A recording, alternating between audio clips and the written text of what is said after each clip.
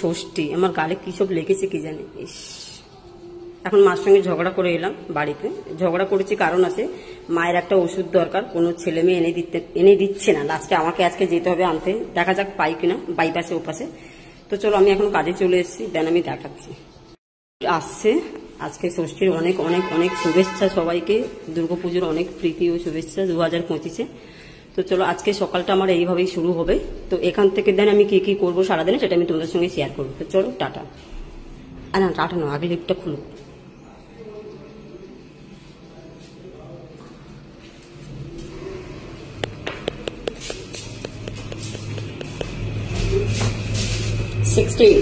আমি যাব 16-তে, তাই 16টা দাবি দিয়েছি।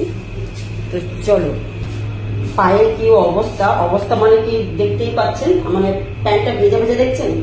আমার বাড়ির ওখানে এখন তুমি প্রচন্ড জল, 1 হাঁটু জলের মধ্যে আমি গাড়ি চালিয়ে এসেছি। গাড়ি ছাড়া আমি চলতে পারছি না, বেশ কদিন গাড়ি ছাড়া আমি চলেছি, বাট এখন আর পারছি না। কারণ এত সকালে করে অটো পাওয়া যায় না, রিক্সা পাওয়া যায় না, কিচ্ছুই পাওয়া যায় না। নিজের গাড়ি হলে একটা সুবিধা মতন বেরিয়ে চলে এলাম। চলে এসেছি এই যে।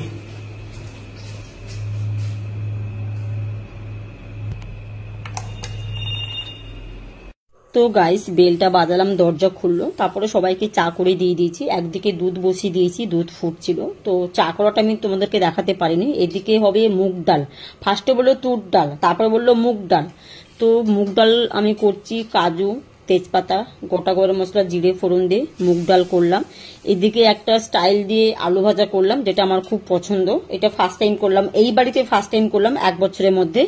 বিয়ে বাড়ি যে আলু ভাজা হয় না গাইস, ছোট ছোট আলু কেটে দেখবে পোস্ত দানা দিয়ে বাদাম দিয়ে, আমি সেম ভাবে আলু ভাজলাম। তো পোস্ত দানাটা আমি দেখতেই পাচ্ছ দিয়ে দিয়েছি, খুব সুন্দর লাগছে দেখতে। এখন রেজাল্ট পাবো কালকের গেলেই, কি বলবে শুনবো আমি।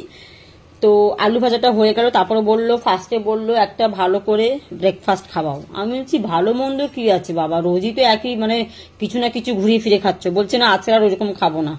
তারপরে হঠাৎ করে বললো যে মশলা ধোসা খাবে। তো মশলা ধোসার জন্য সব রেডি করে নিলাম, পেঁয়াজ কুচি, টমেটো কুচি, কারি পাতা, আলু সিদ্ধ করে মশলাটা বানিয়ে নিলাম, তারপরে ধোসা বানালাম। এদিকে হলো ডিম সিদ্ধ করে ডিমের কষা, আর একটা পনির হলো, মাটার পনির। মানে আমরা শুধু একটা কথাই ভাবি যে আমাদেরও তো পুজো আচ্ছা আছে গাইস, আমরাও তো মানুষজন, তাই না? মানে কি বলবো, আমি আজকে সেই ভিডিওটা নিয়ে আসতে পারছি না, আমি গতকাল সেই ভিডিওটা বানাবো। মানে আমি কিছু কিছু এখনকার যুগের যে কাজের বাড়ি, সেগুলো আমি খুব ভালো করে দেখেছি। মানে এরা না শুধু কাজের লোককে কিভাবে খাটাতে হবে, কাজের লোককে কিভাবে বিপদে ফেলবে সেটাই। এসেছি বাড়িতে প্রায় 15 থেকে 20 মিনিট হয়েছে। কাজ সেরে, কাজ থেকে ফিরে মায়ের ওষুধ আনতে গেছিলাম কালিকাপুর, বেশ অনেকটা 10-15 মিনিট রাস্তা। মানে আমি তো স্কুটি নিয়ে যাওয়া আসা করি, ওখান থেকে ওষুধ নিয়ে বাড়িতে এসে আমার এত খিদে পেয়েছে, মাকে বলেছিলাম, মা পুজো দিয়ে দিয়েছে। তো এখন মেয়ে রান্না করেছিল, তো পরোটা বলেছিলাম, আজকে যেহেতু ষষ্ঠী, আমি যেহেতু বাচ্চার মা, আমাকে তো ষষ্ঠীতে এইসবই খেতে হবে। তো এখন পরোটা খাচ্ছি, দেন এখন কাপড় ভিজাবো, অনেকগুলো কাপড় হয়ে গেছে, সেগুলো কাচবো।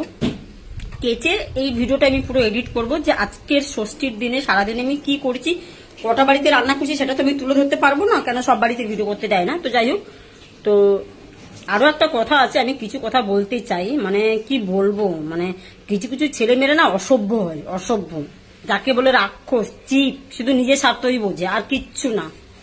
বাকি আমার ভিডিওটা যারা দেখবে তারা ঠিক বুঝে যাবে আমি কেন কথাটা বললাম আর কি জন্য বললাম। ওকে, চলো টাটা, কাপড় যখন কাচবো তখন দেখাবো।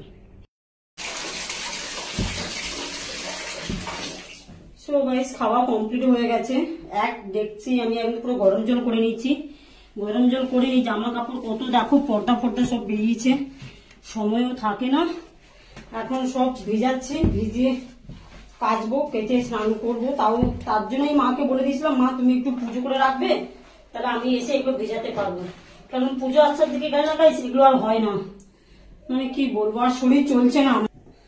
তো চলো এগুলো ভিজিয়ে কেচে নি, কেচে আবার তোমাদের সাথে কথা বলবো। আর প্লিজ আমার ভিডিওটা সবাই দেখবে, এমনিতে সবাই আমাকে প্রচুর সাপোর্ট করছো, ভীষণ ভালোবাসছো, সেটা আমি নিশ্চয়ই বুঝতে পারছি, না হলে আমি এত তাড়াতাড়ি এত এগিয়ে যেতে পারতাম না। যাই হোক, আর আমার মেয়ের একটু, তো চলো টাটা।